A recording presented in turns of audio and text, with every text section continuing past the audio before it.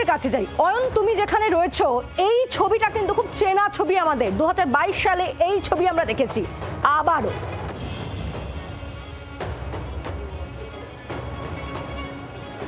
নিঃসন্দেহে, এবং 2022 সালের ওই যে মামলা এসএসসি নিয়োগ দুর্নীতি, যেখানে ঘুষের কোটি কোটি কালো টাকা এটাকে সাদা করার যে প্রক্রিয়া, এই প্রক্রিয়ার মধ্যে একটা সুবিশাল মাপের মানি লন্ডারিং জড়িয়ে রয়েছে। পার্থ চট্টোপাধ্যায়, অর্পিতা, তাদের ওই বাড়ি, সেই বাড়ির সেখান থেকে 52 কোটি টাকা ক্যাশ উদ্ধার, এবং সব মিলিয়ে এই যে কয়েকশো কোটি টাকার দুর্নীতি, এই মামলার তদন্ত এখনো পর্যন্ত শেষ হয়নি। এটা ঠিক যে পার্থ চট্টোপাধ্যায় 2025 সালের নভেম্বর মাসে জামিন পেয়ে জেল থেকে বেরিয়েছেন, কিন্তু এখনো পর্যন্ত তদন্ত প্রক্রিয়া শেষ হয়নি বলে ইডি আধিকারিকরা পার্থ চট্টোপাধ্যায়ের কাছ থেকে এই নিয়োগ দুর্নীতি সংক্রান্ত মামলায় আরও বেশ কিছু নথি চেয়ে পাঠিয়েছিল। তাকে তিনবার হাজিরা দিতে বলা হয়েছিল, তলব করা হয়েছিল। তিনি প্রত্যেকবারই শারীরিক অসুস্থতার দোহাই দিয়ে সে হাজিরাটি এড়িয়ে গেছেন। প্রথম দুবার হাজিরা এড়িয়ে যাওয়ার পর থেকেই ইডির বিরাগভাজন হয়েছিলেন পার্থ চট্টোপাধ্যায়।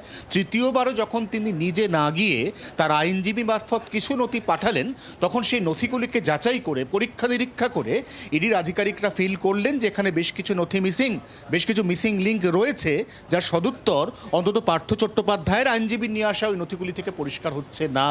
এরপরেই ইডি আধিকারিকরা তারা কিন্তু এখানে এই বাড়িতে এসে সেই নথির খোঁজ করবেন, এবং একটা ভাবনা চিন্তা শুরু হয়ে যায়।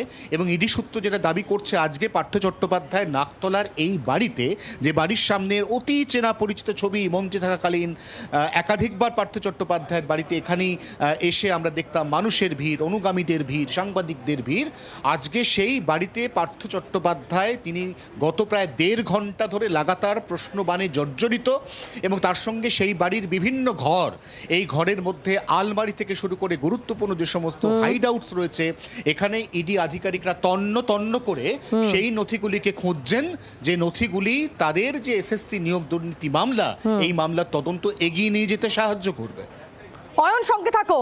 এই নিয়োগ দুর্নীতি মামলায় আমরা দেখেছি 3 বছরেরও বেশি সময় ধরে জেল খেটেছেন পার্থ চট্টোপাধ্যায় এবং তার বান্ধবী অর্পিতা মুখোপাধ্যায়ের বাড়ি থেকে, আপনাদের মনে থাকবে তো, সেই টাকার পাহাড় দেখেছিল রাজ্যবাসী, যা দেখে সবাই অবাক হয়ে গিয়েছিলেন। এই ছবি যেখানে অর্পিতা মুখোপাধ্যায়, পার্থ চট্টোপাধ্যায়ের বান্ধবী, তার বাড়ি থেকে নগদ 50 কোটি টাকারও বেশি উদ্ধার হয়েছিল।